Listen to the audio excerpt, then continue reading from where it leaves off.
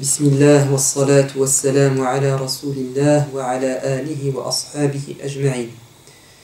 Nous sommes toujours en train d'étudier et d'expliquer les enseignements que l'on peut tirer du hadith de la parole prophétique numéro 11, faisant partie du recueil de l'imam Nawawi. On est toujours en train de parler de la précaution. On avait abordé la précaution dans l'adoration, la précaution dans le traitement des informations, la précaution dans la consommation, la précaution dans la divergence il n'y a pas très longtemps, c'était le dernier cours. Je vais lire le hadith en arabe et ensuite en français, et puis on entrera dans le vif du sujet. عن أبي محمد الحسن ابن علي بن أبي طالب صبط رسول الله صلى الله عليه وآله وسلم وريحانته رضي الله عنهما قال حفظت من رسول الله صلى الله عليه وسلم دع ما يريبك إلى ما لا يريبك رواه الترمذي والنسائي وقال الترمذي حديث حسن صحيح. Abu Muhammad al-Hassan, fils de Ali ibn Abi Talib, petit-fils et fleur parfumée du prophète alayhi salam. Hadith rapporté donc par le petit-fils du prophète bien-aimé. Le Hassan dit: j'ai appris du prophète de Dieu les paroles suivantes. Délaisse ce qui provoque le doute en toi pour ce qui ne le provoque pas. On avait parlé la dernière fois, souvenez-vous, de la divergence et comment on peut parfois être dans le doute face à des questions qui ont divisé les savants. Enfin, divisé, c'est un terme un peu trop fort, qui ont créé des différences d'opinion et d'avis en matière religieuse. Et on avait dit que face au doute qui peut nous envahir, dans la divergence, on avait plusieurs portes de secours, de sortie. On avait une première porte qui est la facilité, une deuxième porte qu'on a appelée la précaution, une troisième, le savant le plus compétent, une quatrième, la majorité, et une dernière, je fais ce que je veux, dans la divergence. Et on avait parlé en détail des différentes attitudes avec des exemples, les illustrant, et puis on avait dit que la meilleure porte de secours, de sortie dans la divergence, c'est d'avoir la double approche préconisée par l'imam al-Ghazali et Shatibi, c'est de faire un effort. Un effort dans la sélection des gens qui parlent, des savants, et ensuite un effort dans une projection dans les conséquences de l'avis quand je le mets moi en application. Donc dans la divergence, je fais un tri entre les savants, je prends le plus compétent, le plus digne de confiance. Et ensuite, je m'interroge, quand je vais mettre en application cet avis, qu'est-ce que ça va me donner dans la réalité? Et si on fait ces deux choses, normalement, on peut prendre l'avis qui va nous apaiser. Mais il faut ces deux démarches à mon avis. On va parler de la précaution, mais dans sa manifestation négative, c'est-à-dire les excès et les abus en matière de précaution religieuse. Ce qu'on appelle en arabe al-wara', qu'on traduit par précaution religieuse, ou plus communément par crainte scrupuleuse. Un degré de crainte et de piété qui te pousse à délaisser certaines choses autorisées dans la religion pour ne pas tomber dans l'erreur. C'est un niveau élevé de foi. Mais parfois, on veut atteindre ce haut niveau de foi, de précaution, de prudence dans la religion, et on tombe dans certains excès. Le premier excès en matière de précaution, c'est au nom de la précaution, de la haute piété, de rejeter les dérogations. Ce qu'on appelle en arabe ar-rukhas, les dérogations. Vous avez dans notre religion des règles qui s'imposent à tout le monde, et puis dans certaines situations, devant certaines difficultés, nous avons des dispenses, des dérogations, des facilités. Certains éprouvent de la gêne, de l'embarras. De quoi? De mettre en application la facilité qui est dans la religion, notamment les dérogations. Un exemple de dérogation, quand on est en état de jeûne ou durant le ramadan, c'est de rompre son jeûne quand notre santé est en danger. Il fait très très chaud, je suis déshydraté, si je continue à jeûner, je vais tomber dans les pommes. Je suis une femme enceinte, jeûner va peut-être détériorer ma santé ou, pire que ça, celle de mon enfant, qui soit dans mon ventre ou que j'allaite. Et donc dans ce cas-là, on a une dérogation, c'est de rompre son jeûne. Même chose pour une personne qui serait très âgée ou une personne qui serait atteinte d'une maladie incurable, le diabète ou autre chose. Toutes ces personnes qui sont dans un état de faiblesse, temporaire ou permanent, peuvent prendre la précaution. Et parfois ils sont obligés, surtout quand la santé est en danger. Mais certains rejettent la dérogation et se font souffrance. Et ce sont surtout les personnes âgées. Comme durant toute leur vie, ils ont jeûné, et bien à un moment donné, ils vieillissent et ils se sentent incapables de jeûner, mais l'habitude et puis l'excès de zèle veut que je jeûne malgré la difficulté, et parfois certains en paient les conséquences. Ou bien une personne est en voyage et on sait que le voyageur peut rompre son jeûne. Et bien il est en voyage et il se dit non, je vais quand même jeûner. Il a le droit entre nous, hein. Mais s'il le fait en pensant que je n'ai pas à prendre la dérogation en temps de voyage, et bien il fait une erreur. C'est un cadeau, comme tu dis, une facilité, hein, et on ne doit pas la rejeter en bloc, comme ça, en disant moi j'ai atteint un niveau de piété, je ne me rabaisse pas à prendre la facilité. Ça c'est une erreur. Hein? La piété, c'est justement de savoir parfois prendre les cadeaux de Dieu. Écoutons ce que nous dit Ibn Taymiyyah, rahimahullah, ce grand savant éclairé, qui était parmi ceux qui ont atteint ce wara', c'est-à-dire la crainte scrupuleuse. Hein? Et pourtant, regardez ce qu'il dit. La divergence n'engendre le doute que si les enseignements prophétiques, la sunna, ne sont pas clairs. Quand on entend des avis divergents, ou quand des gens entre eux divergent sur une question religieuse, on est dans le doute, à condition que sur cette question il n'y ait pas un propos du prophète clair. Le doute il est présent quand c'est vague, le prophète ne s'est pas prononcé clairement sur la question, donc on est dans le doute. Donc la divergence n'engendre le doute que si les enseignements prophétiques ne sont pas clairs. Mais s'il est avéré que le prophète a permis cette dérogation, alors nulle place à l'hésitation. Si le prophète dans un hadith il nous dit vous pouvez faire ça, pourquoi est-ce qu'on va être dans le doute? Et nous savons que le prophète a réprouvé le fait de délaisser continuellement ces dérogations, simplement par gêne, et puis en pensant qu'on est au-dessus de la facilité. Puisqu'il a dit, Dieu apprécie qu'on ait recours à ces dérogations, tout comme il déteste qu'on s'adonne à la désobéissance.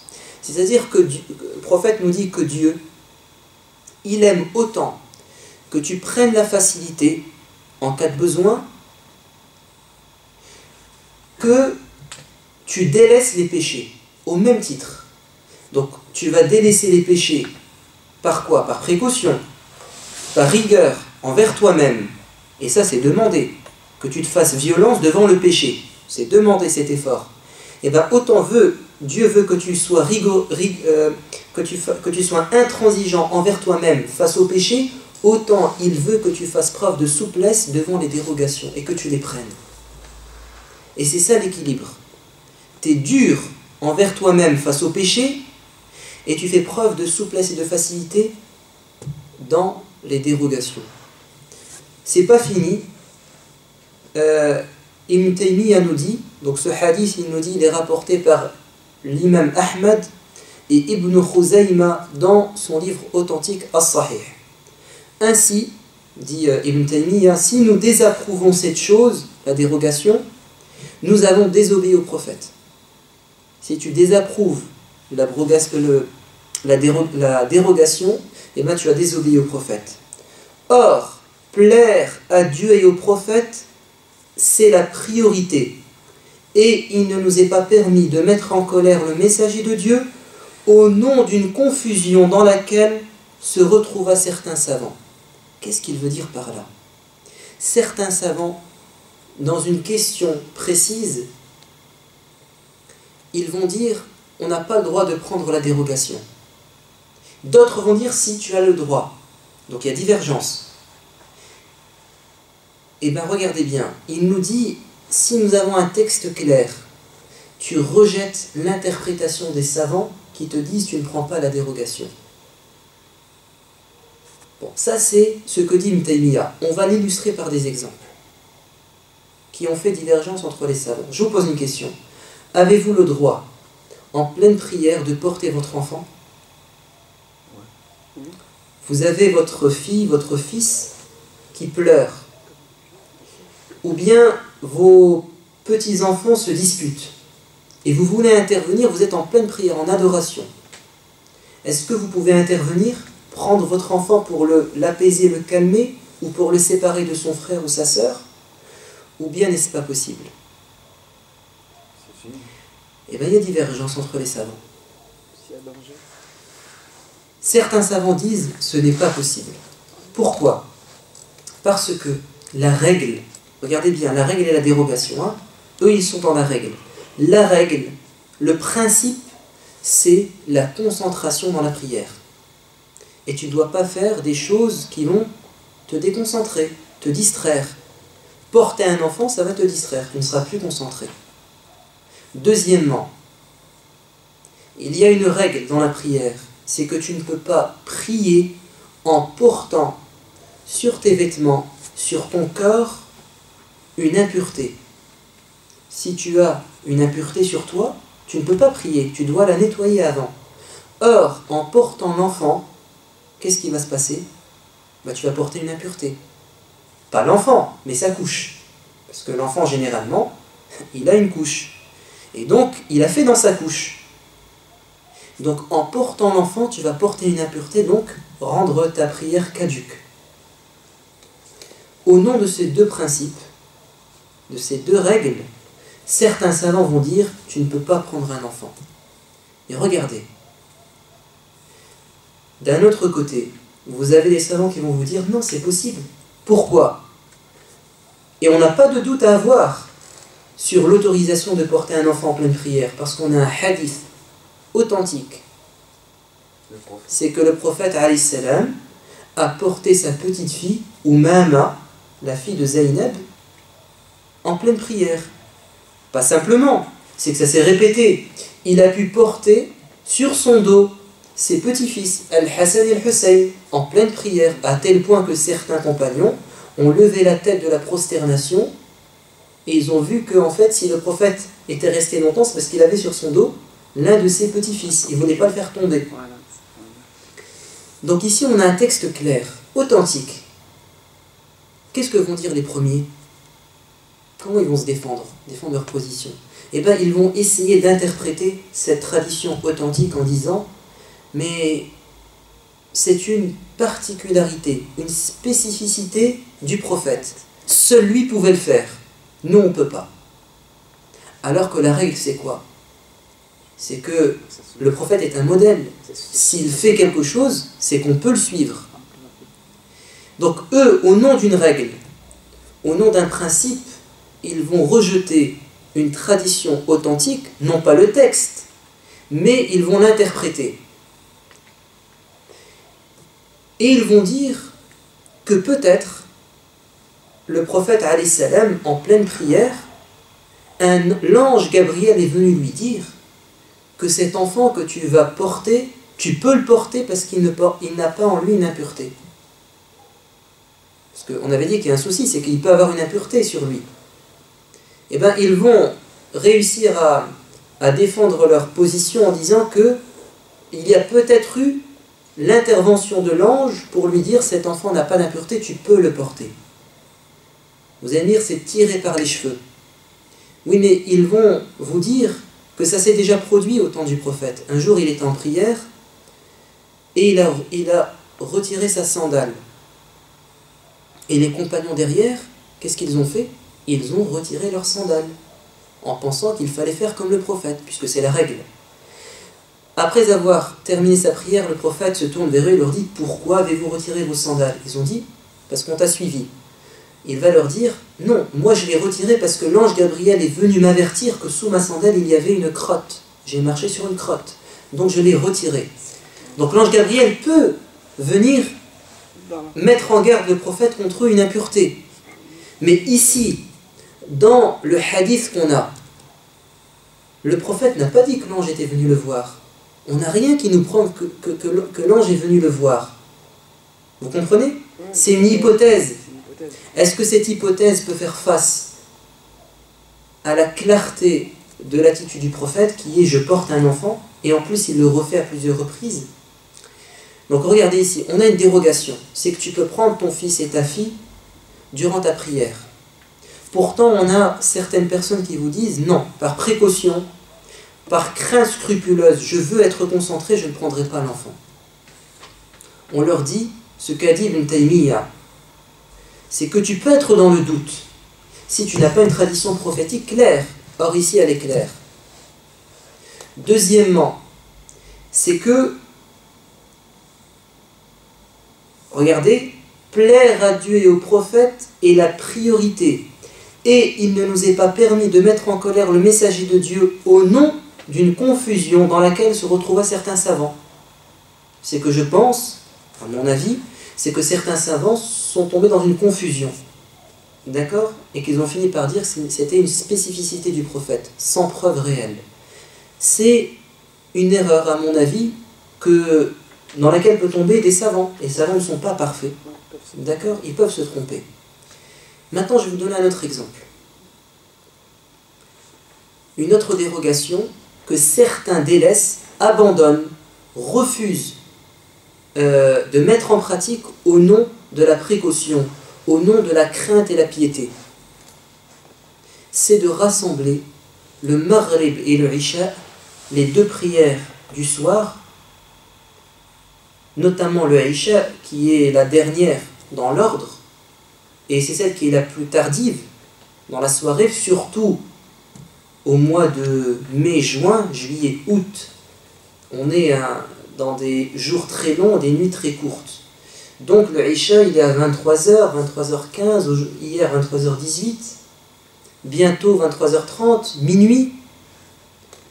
On a une dérogation, c'est de pouvoir prier juste après le Maghrib, le Isha, vers 22h. Comme ça, je peux dormir plus tôt, me reposer, me réveiller en pleine forme, prier le Fajr à l'heure, et être en forme au travail, concentré, en cours si je suis étudiant.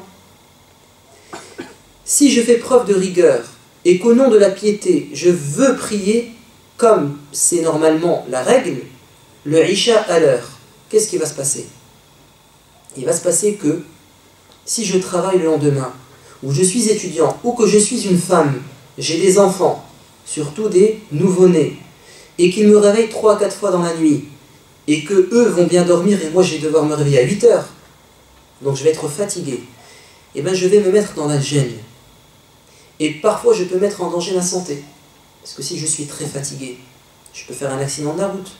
Si je suis très fatigué, je peux me blesser au travail, et je vais mal accomplir ma responsabilité au travail. Donc certains refusent. Et moi j'ai une discussion avec une personne, alors que je lui ai sorti tous les arguments, et il m'a dit non. Le prophète, alors je vous cite d'abord le hadith qui est la preuve dans cette question, c'est Abdullah ibn Abbas rapporte que le prophète Muhammad alayhi salam a rassemblé le Dhuhr et le Asr, les deux prières de l'après-midi, le Maghrib et le Isha, les deux prières de la soirée, avant l'heure, donc le Asr à l'heure du Dhuhr et le Isha à l'heure du Maghrib. Donc il a rassemblé, il a rassembler les prières. Alors qu'il n'était ni en voyage, ni même il n'avait une excuse, comme une intempérie, la pluie ou la boue, je ne sais trop quoi. Donc en fait, le prophète à Médine, alors qu'il est résident, en bonne santé, sans excuse météorologique, il rassemble les prières. Qu'est-ce que disent les gens qui entendent ce hadith? Au rapporteur, Abdullah ibn Abbas, ils disent pourquoi donc le prophète a fait ceci, et lui de leur répondre afin que sa communauté ne soit pas dans la difficulté. C'est-à-dire que le prophète il a voulu nous donner une facilité, une dérogation. Comme ça aujourd'hui, nous qui sommes là en France, en été, on puisse rassembler. Parce que le prophète l'a fait. Bien que ce hadith soit authentique, et bien, quand j'ai eu la discussion avec la personne, elle m'a dit, peut-être que, si le prophète l'a fait, il avait une excuse qu'on ne sait pas. Donc il est dans les hypothèses. Peut-être qu'il avait une excuse, mais qu'on ignore. Alors qu'Abdullah ibn Abbas, qui est plus intelligent que toi, plus pieux que toi, il a dit c'est pour qu'il ne mette pas sa communauté dans la gêne. Autrement dit, il a voulu nous faciliter la pratique de la religion.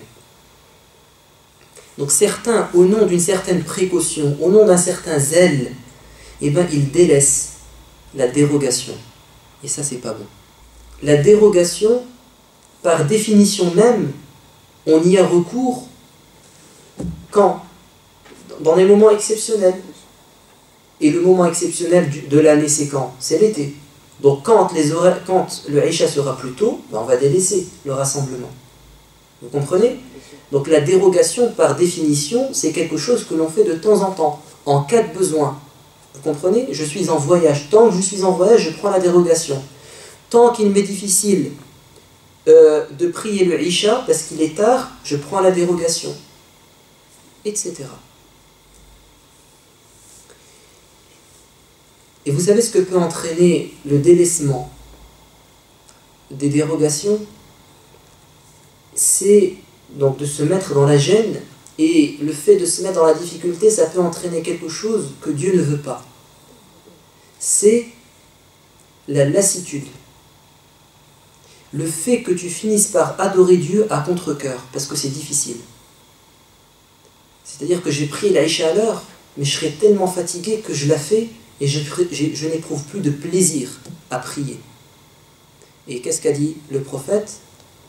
Dieu a dit, je ne cesserai de vous récompenser jusqu'à ce que vous vous lassiez de m'adorer. C'est-à-dire que Dieu va te récompenser jusqu'à ce que toi, à un moment donné, tu pratiques à contre-cœur. Là, il ne va plus te récompenser.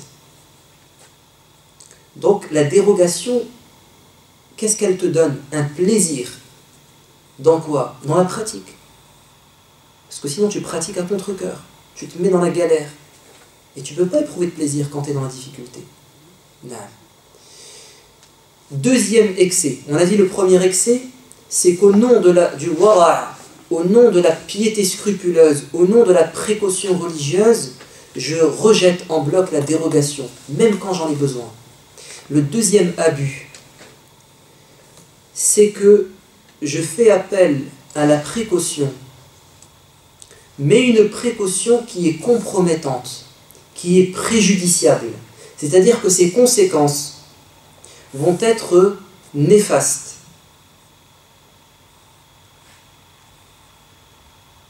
En prenant la précaution comme principe, je vais me faire du tort à moi-même et du tort aux gens. Écoutez ce que dit Ibn Taymiyyah, encore lui. Il nous dit, la précaution parfaite, tamamu al-wara', la précaution parfaite, le summum dans la précaution, c'est quoi? Consiste en ce que la personne sache reconnaître ce qu'il y a de mieux, écoutez bien, entre deux bonnes choses, et ce qu'il y a de pire entre deux choses mauvaises. La précaution, c'est pas que tu prennes toujours comment dire, vous avez deux bonnes choses, vous avez deux choses mauvaises. La précaution, c'est pas que tu prennes toujours le plus difficile, dans le bien et dans le mal. La précaution, c'est une attitude réfléchie. Tu pèses le pour et le contre et tu choisis entre deux bonnes choses qui est meilleure. Entre deux mauvaises choses, tu délaisses le pire. Vous allez comprendre ce que ça veut dire, hein, ça va s'éclaircir. Et qu'il sache également, donc le summum dans la précaution et la piété, c'est qu'il sache également que l'islam, la religion, est édifié sur le principe de réaliser et parachever l'intérêt de tous.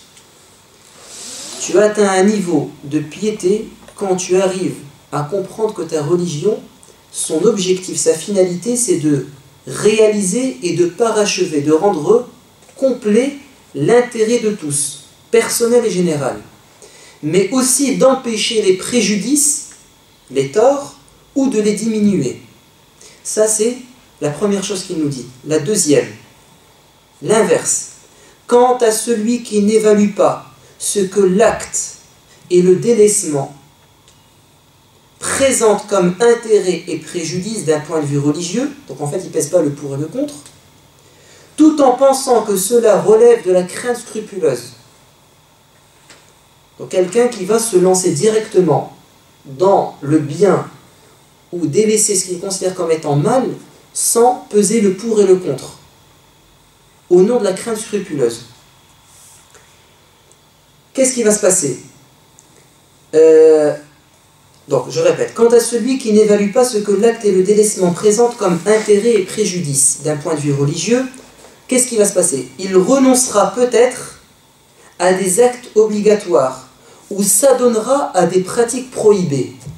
Il va faire l'inverse de ce qu'il veut, tout en pensant que cela relève de la crainte scrupuleuse, à l'instar de la personne qui refuse, écoutez bien les exemples qu'il nous donne, comme une personne qui refuse de combattre, c'est-à-dire de s'engager et de lutter pour défendre une juste cause, ce qu'on appelle en islam le jihad.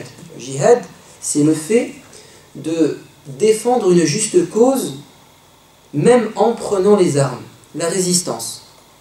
Donc une personne, au nom de la crainte scrupuleuse, il va délaisser la lutte contre l'injustice. Pourquoi ? Il va refuser de combattre pour défendre une juste cause aux côtés des gouverneurs injustes. Regardez, un gouverneur injuste, un homme qui commet des injustices, il n'est pas parfait,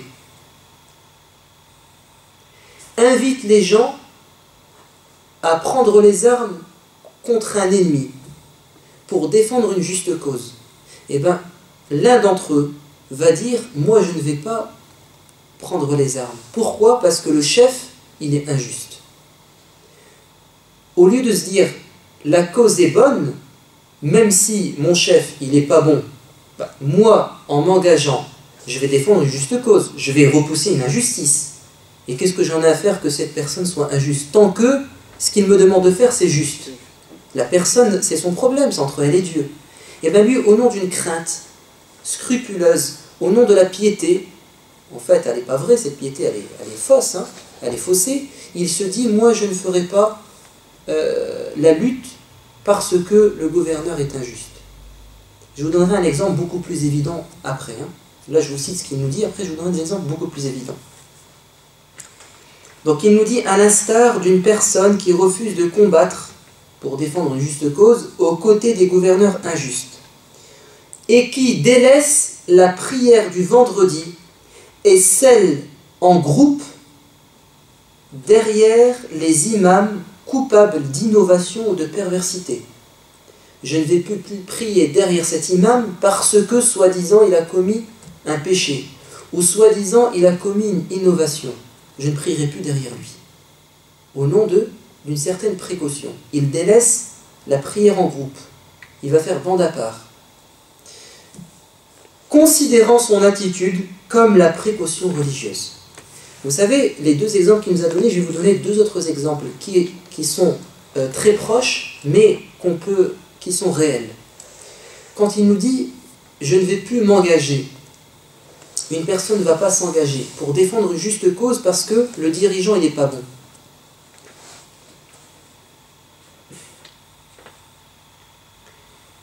Ça me rappelle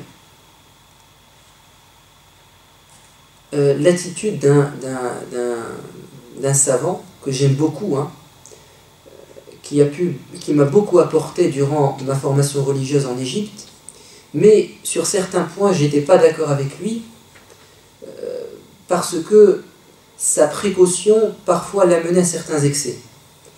Je me souviens que ce savant, au nom de la crainte, la piété, avait définitivement arrêté de prier dans les mosquées avoisinantes. Il ne faisait plus que prier chez lui, alors qu'il pouvait prier juste à côté, dans les mosquées. Il y en a plein en Égypte, hein, dans tous les coins de rue. Pourquoi?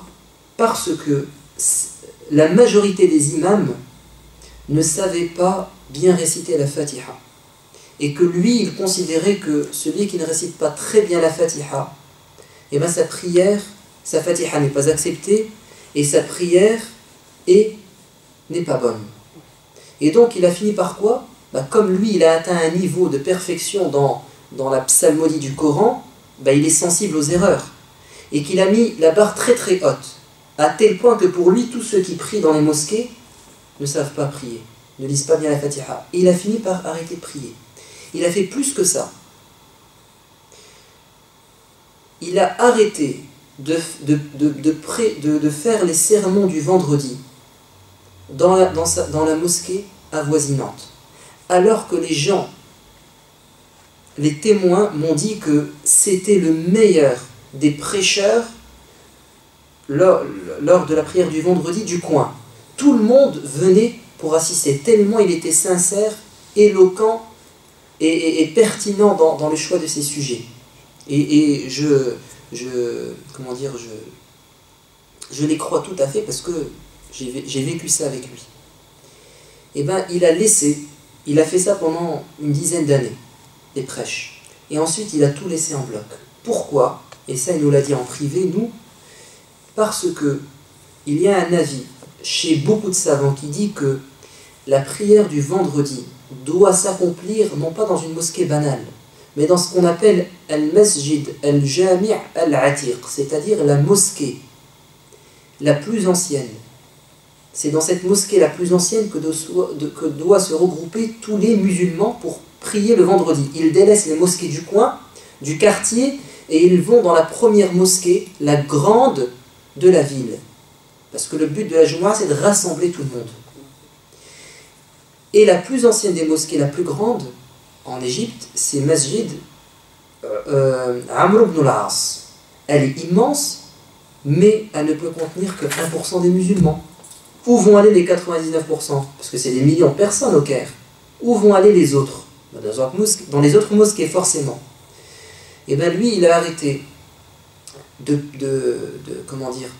faire le sermon parce qu'il considérait que la prière du vendredi ne doit pas se faire dans cette mosquée, mais dans la grande principale de la ville, au centre-ville.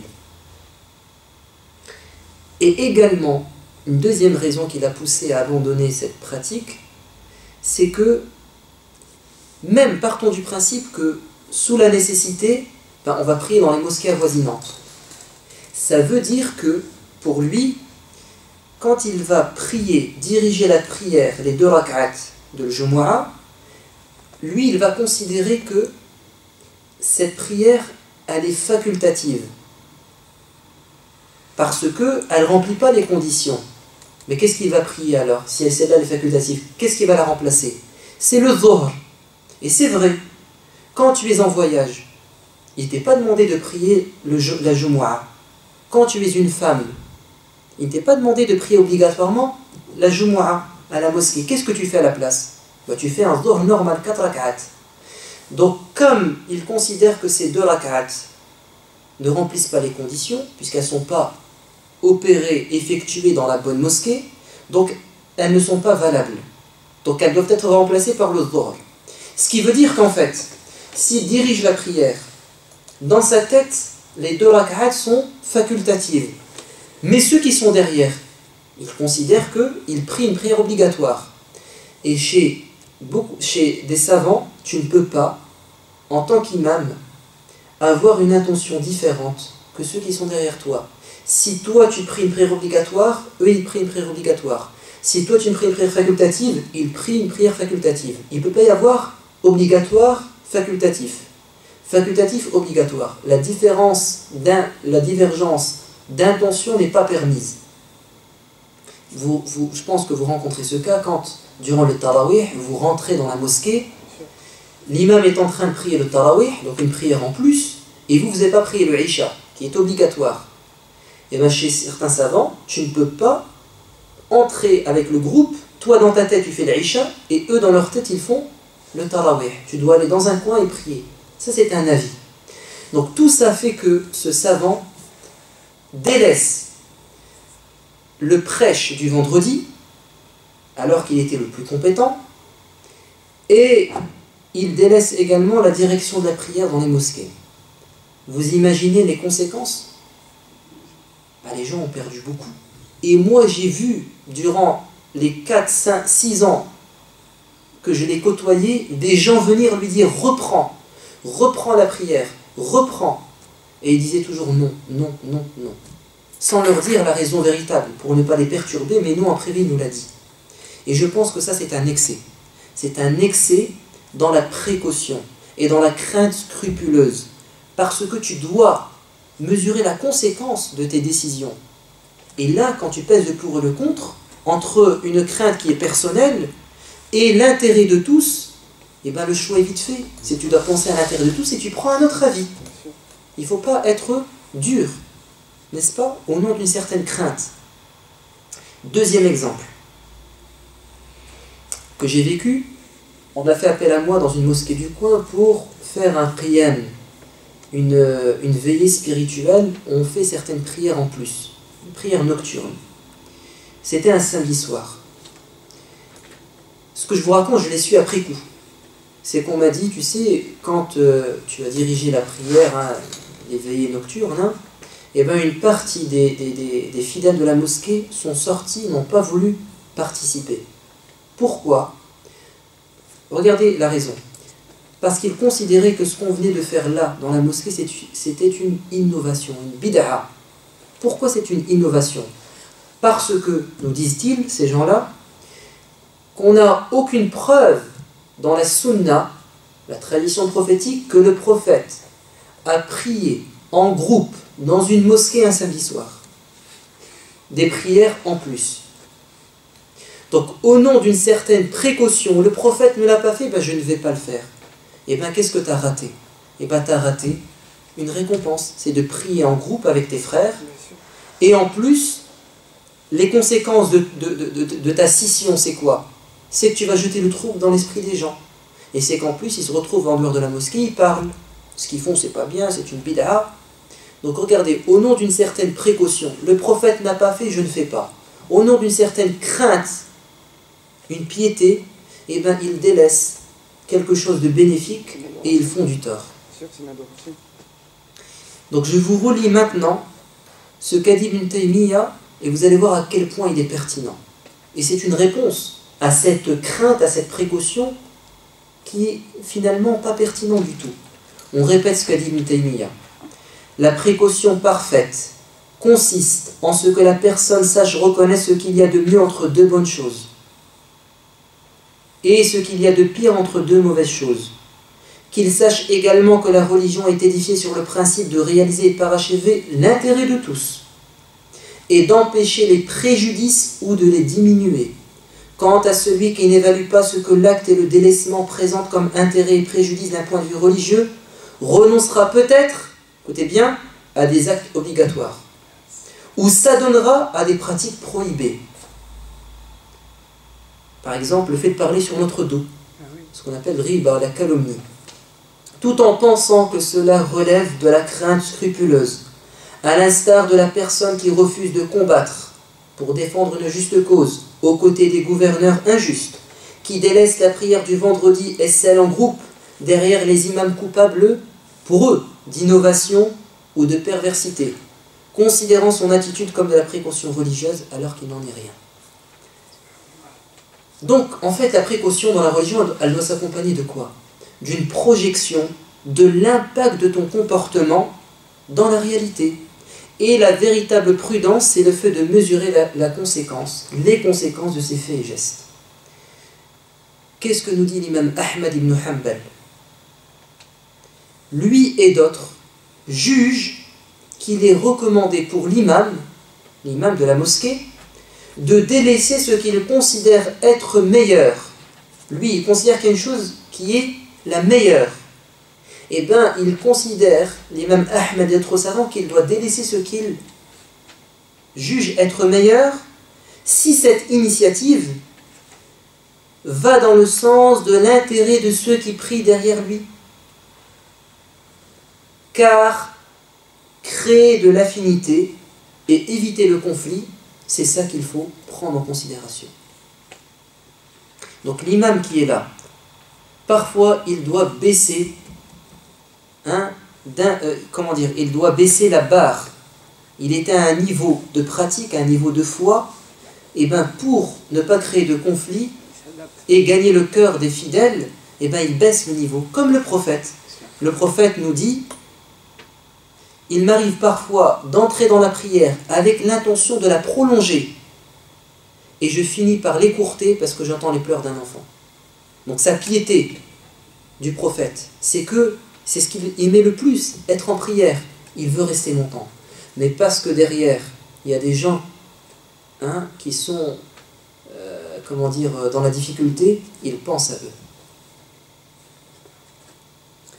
L'imam Ahmad, encore lui, invite celui qui dirige en prière des gens qui n'ont pas l'habitude de pratiquer une chose. Et là, il nous donne l'exemple du qunut dans le witr. Le qunut, c'est le fait de faire des invocations à un moment donné, comme ce qu'on fait durant le tarawih, les prières surérogatoires nocturnes durant le ramadan.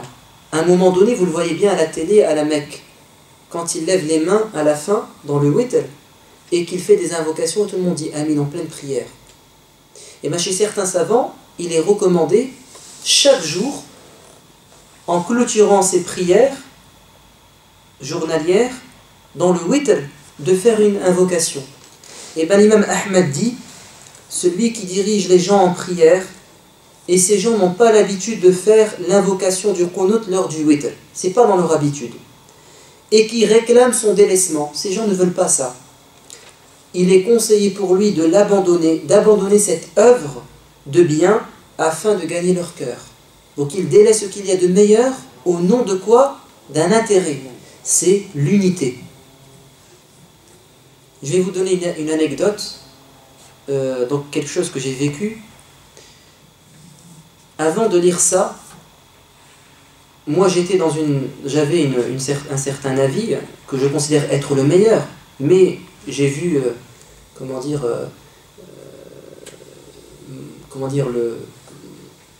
mon avis à la baisse.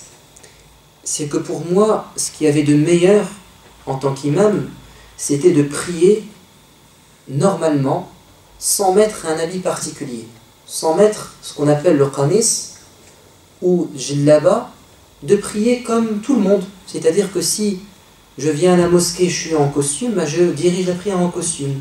Si je viens à la mosquée en jogging, je dirige la prière en jogging. Pourquoi est-ce que je vais mettre un habit particulier? Au nom de quoi? Au nom de la sunna?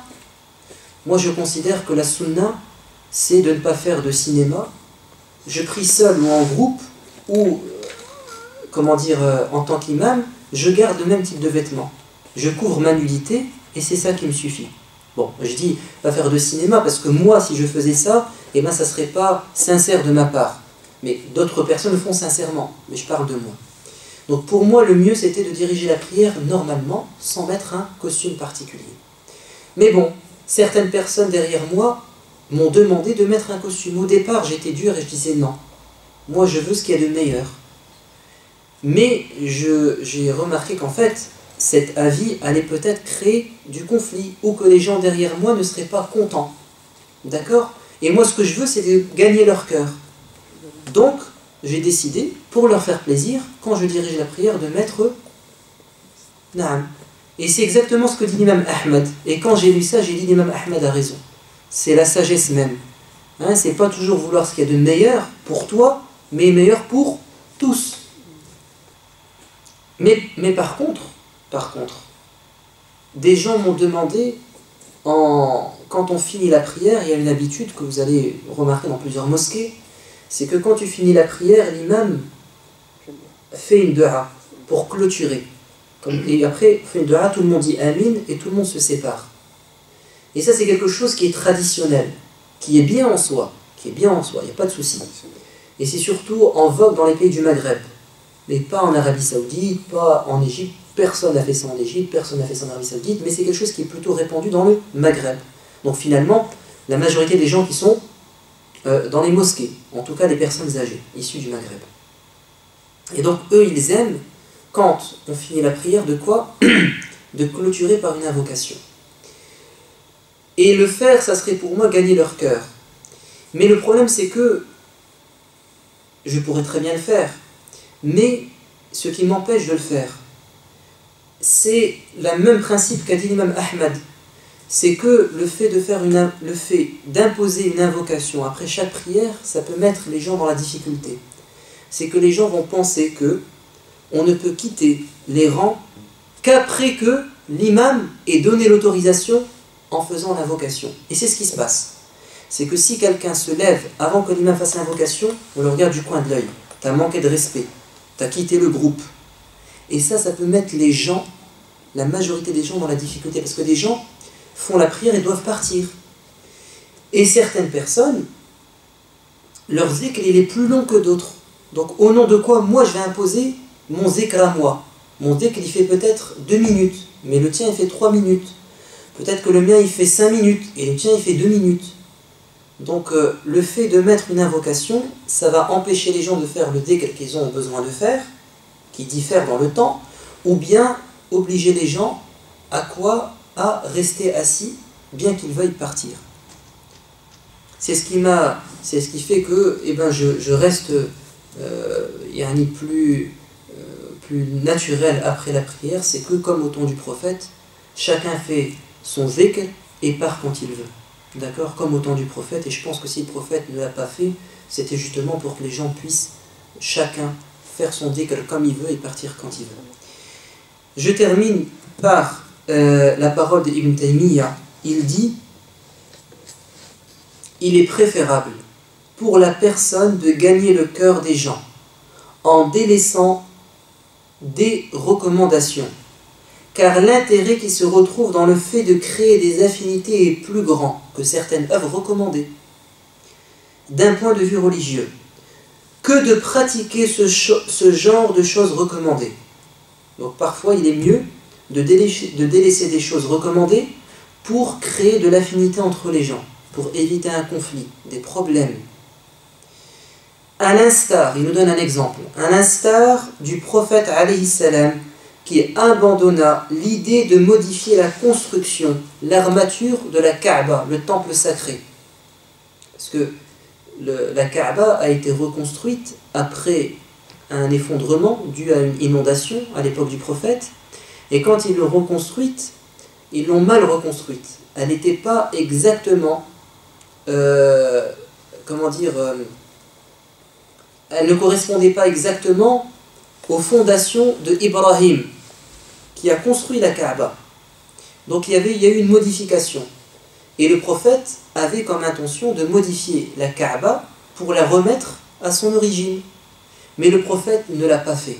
Pourquoi? Ibn Taymiyyah nous dit: le prophète abandonna l'idée de modifier la construction de la Kaaba car sa conservation, comme elle est, préserve l'unité des cœurs. C'est-à-dire que si le prophète avait modifié la Kaaba, l'avait détruite et reconstruite, la majorité des gens qui venaient d'entrer dans l'islam seraient peut-être sortis de l'islam, n'auraient peut-être pas accepté, parce que ça fait partie de leur patrimoine. Et quand tu touches au patrimoine de quelqu'un, tu touches à une sensibilité. Il peut mal réagir.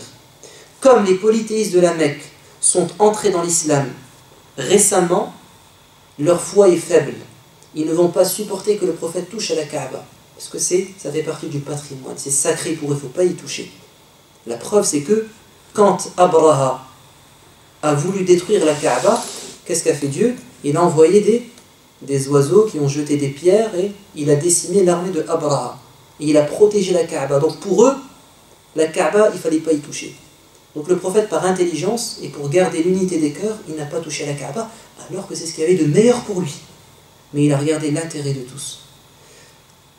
De même, Ibn Mas'ud reprocha à Uthman ibn Affan le fait qu'il ait complété sa prière en voyage. Parce que la dérogation, c'est quoi? Quand tu es en temps de voyage, c'est que tu écourtes tes prières. Et bien, Uthman ibn Affan a voulu, en voyage, prier normalement. Et bien, Ibn Mas'ud, Ibn Mas'ud, il lui a reproché. Il lui a dit, pourquoi est-ce que tu ne fais pas la sunna du prophète qui est de prier 2 rak'at et non pas 4 quand tu es en voyage? Et bien, Ibn Mas'ud, bien qu'il conteste l'avis de Uthman, il pria quand même derrière lui en faisant la même chose que lui, en écourtant sa prière. Et quand on lui a dit, mais tu lui reproches quelque chose et pourtant tu le suis, qu'est-ce qu'il a dit? Il a dit alors, le désaccord est un mal. Le désaccord n'est pas bon. La divergence entre nous n'est pas bonne. Donc, je vais le suivre. Je vais faire preuve d'indulgence. Il a un avis, j'ai un avis, je ne suis pas d'accord, mais comme c'est lui le calife, c'est lui le chef, je ne vais pas créer de problème, de division. Je vais quand même prier derrière lui.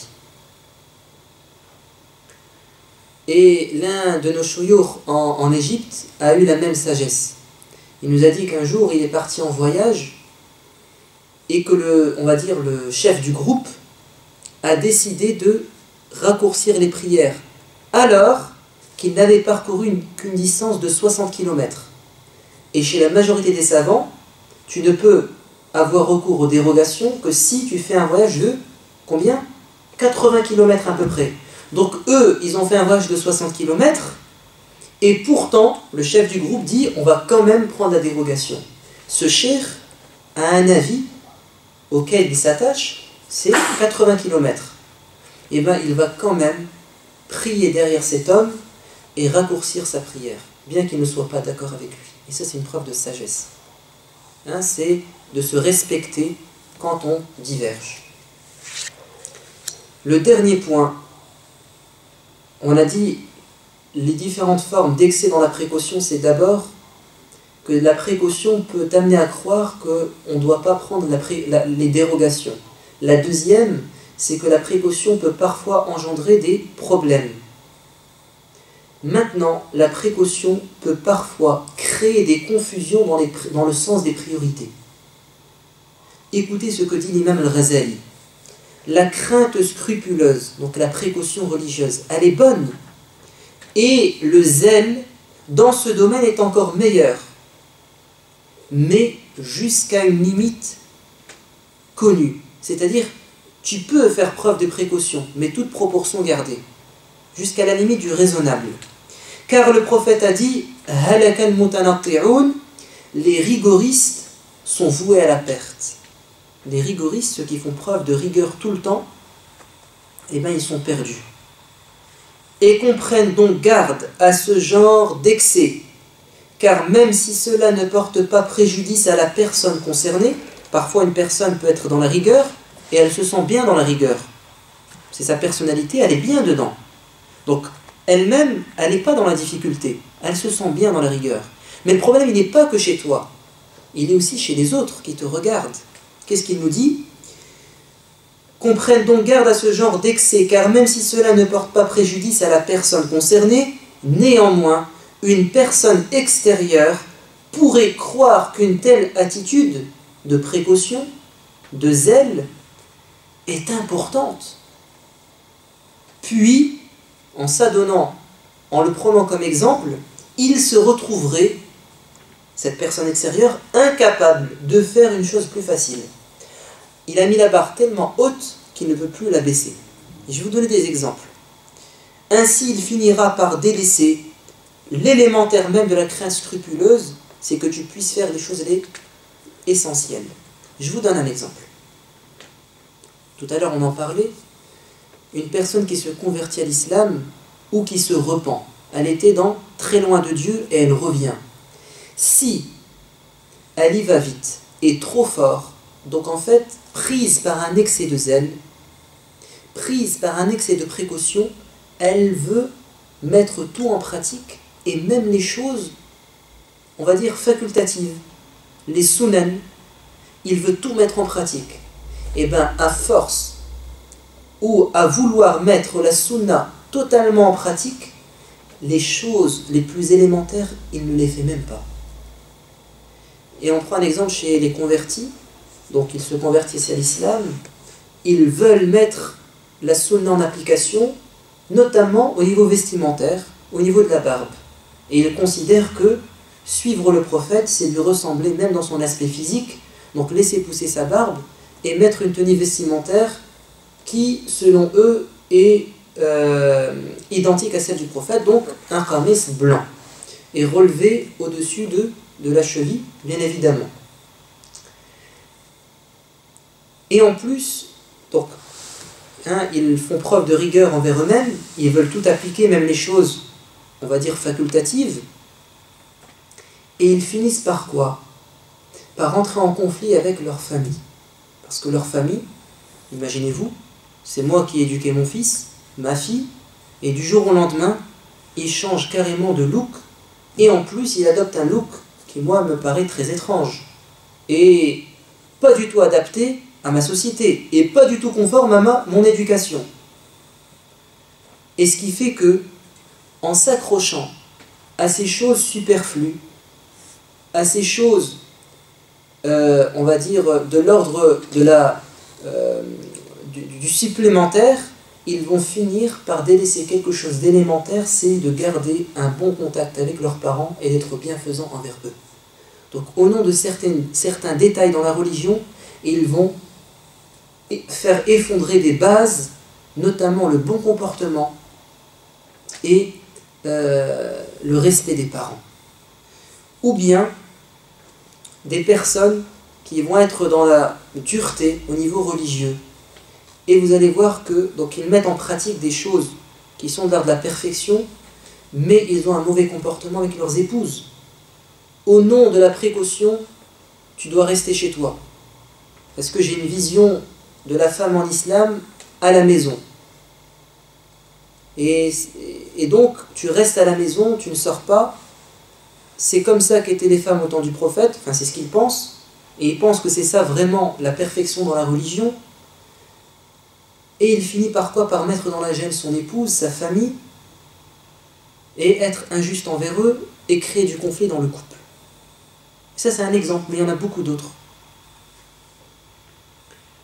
Je termine juste par cet exemple, vous allez peut-être rigoler, mais c'est quelque chose qui s'est passé au temps des compagnons. Les Khawarij, qui sont une secte dissidente de l'islam et qui ont fait du tort à la communauté musulmane et qui ont porté l'épée contre les compagnons et ils ont tué des gens, versé le sang. Certains Khawarij vont aller voir Abdullah ibn Abbas et ils vont lui poser une question. Ils vont lui dire, est-ce que le sang, quand on est en état d'ihram, c'est-à-dire en état de sacralisation, il y a des choses qu'on ne peut pas faire. Notamment parmi les choses qu'on ne peut pas faire, c'est tuer un animal. On ne peut pas. Quand on est en état de sacralisation. On ne tue pas d'animaux, on n'arrache pas les plantes, surtout dans l'enceinte sacrée. Et ils sont partis lui poser une question tirée par les cheveux, c'est le cas de le dire, c'est que si on a un pouls dans nos cheveux, une puce, est-ce qu'on a le droit de la tuer? Alors qu'on est en état de sacralisation. Quand le prophète dit vous n'avez pas le droit de tuer, c'est le gibier, c'est un lapin que tu veux manger, c'est une gazelle, c'est ça, c'est la chasse. Eux, ils se sont posé une question, c'est si j'ai un pouls ou une puce, est-ce que je peux la tuer? Qu'est-ce que leur a répondu Abdullah ibn Abbas? Il leur a dit, vous vous posez des questions, a-t-on le droit de tuer une puce alors que vous tuez les compagnons du prophète? Vous avez pris les armes contre les compagnons du prophète et vous les avez tués, et là vous avez atteint un tel excès de précaution et de foi que vous vous posez la question, est-ce que je peux tuer une puce? Mais vous devriez plutôt vous dire, est-ce que je peux tuer un compagnon? Et bien ça, c'est une erreur dans la méthodologie, dans le cheminement vers Dieu. C'est que la précaution, la piété, le zèle dans la religion te poussent parfois à mettre l'accent sur ce qui est secondaire et tu délaisses le prioritaire. Donc faire attention à ces trois dérives dans la précaution. Au nom de la précaution, je vais délaisser la facilité et la dérogation dans la religion. Au nom de la précaution, je vais faire du tort aux gens et à moi-même. Au nom de la précaution, je vais délaisser les priorités. Inch'Allah, la fois prochaine, on va parler cette fois-ci de la bonne précaution et des exemples, extraordinaires de savants, d'hommes pieux, même à notre époque, qui ont atteint un niveau de piété qui les met dans la précaution. Et vous allez voir que ce sont des exemples illustres. Au temps des compagnons, le prophète, qui est le premier exemple, les grands savants et certains que je vous citerai aujourd'hui, la bonne précaution dans la religion, la bonne compréhension de la précaution dans la religion et la bonne crainte scrupuleuse. Subhana rabbika rabbil izzati amma yasifun wa salamun ala al-mursalin walhamdulillahi rabbil alamin.